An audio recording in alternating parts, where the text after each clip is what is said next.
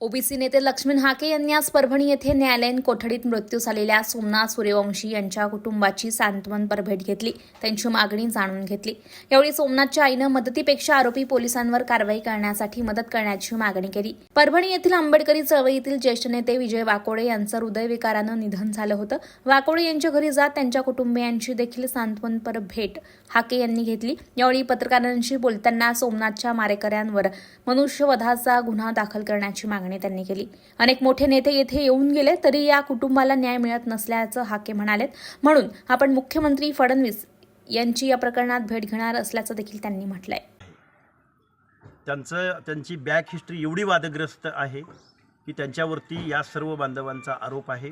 तेव्हा त्या अधिकाऱ्याला फक्त सस्पेंड करून चालणार नाही, तर त्या अधिकाऱ्यावरती मनुष्यवधाचा गुन्हा दाखल झाला पाहिजे। ही त्यांच्या कुटुंबियाची ही मागणी आहे आणि इथल्या चळवळीतल्या सर्व कार्यकर्त्यांची मागणी आहे। कारण हा मृत्यू एक संविधानाच्या बाबतीमध्ये जी काही घटना घडली ती सर्व माहिती आहे तुम्हाला, त्यावरती बोलणं उचित होणार नाही। पण एक चळवळीतला कार्यकर्ता, एक भटक्याविमुक्त जातीतला कार्यकर्ता, ज्याला घर नाही, ज्याला दार नाही, ज्याला वडीलसुद्धा नाहीत, तरीही तिन्ही भावंडं शिकतायत, उच्च शिक्षण घेत आहेत। तो लॉचं शिक्षण घेत होता आणि जीवनाचा संघर्ष करत करत शिक्षण घेत होता।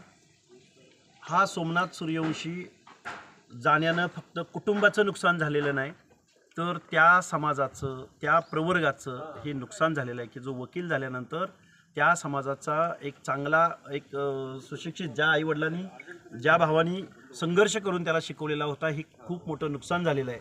तेव्हा महाराष्ट्राच्या मुख्यमंत्र्यांना माझी विनंती आहे, तुमचा जिल्हाधिकारी असेल, तुमचा SP असेल, तुमचा पालकमंत्री आहे की नाही माहिती नाही, पण तुम्ही ही सगळी जबाबदारी घेऊन या कुटुंबाला सावरण्याची आवश्यकता आहे आणि त्या संबंधित आरोपीवरती गुन्हा दाखल, तो फक्त गुन्हा नाही तर मनुष्यवधाचा गुन्हा दाखल झाला पाहिजे, अशी आमची मागणी शासनाकडे आहे। काल ही प्रचंड वादग्रस्त आहे।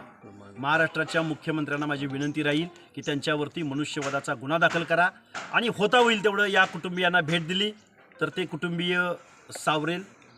त्या सोमनाथ सूर्यवंशीच्या आईच्या वेदना जाणून घ्याव्यात। विषय नोकरी तर दिलीच पाहिजे, त्यामध्ये मी एक कार्यकर्ता आहे, कारण त्या सोमनाथ सूर्यवंशीच्या जाण्यानं जी पोकळी निर्माण झाली ती कुठंच भरून निघणार नाही। नोकरी तर दिलीच पाहिजे, त्यात वाद नाही, परंतु आरोपीवरती सदोष मनुष्यवधाचा गुन्हा दाखल झाला पाहिजे। मग खाकी वर्दीतला असाल आहे म्हणून त्याला जर एक्सक्यूज करणार असाल, त्यांची कारकीर्द तपासा ना। त्यांची कारकीर्द प्रचंड वादग्रस्त आहे। मला काही कार्यकर्त्यांचे असे फोन आलेत की त्यांची प्रॉपर्टी ही सुद्धा खूप वादग्रस्त आहे।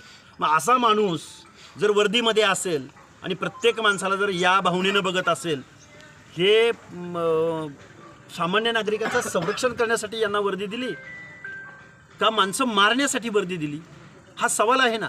आणि त्या सोमनाथ सूर्यवंशीच्या आईची जी मागणी आहे ती रास्त आहे आणि त्यांच्या आम्ही बरोबर आहोत। आणि एवढे मोठे नेते येऊन गेल्यानंतर सुद्धा या परिस्थितीचं गांभीर्य शासन प्रशासनाच्या लक्षात येत नाही का?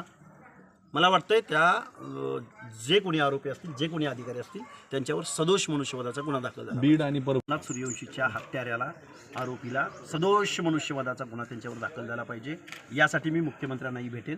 त्यांना स्पेशल, बाकी कुठल्याही प्रकरणाशिवाय स्पेशल सोमनाथ सूर्यवंशी यांच्या हत्येबाबत मी मुख्यमंत्र्यांना भेटून निवेदन देईन। या सर्व प्रवर्गासाठी लढतो म्हणजे आम्हाला त्या गोष्टीचं गांभीर्य नाही का? या सगळ्या प्रश्नांची उत्तरं इथल्या व्यवस्थेनं आम्हाला द्यावीत।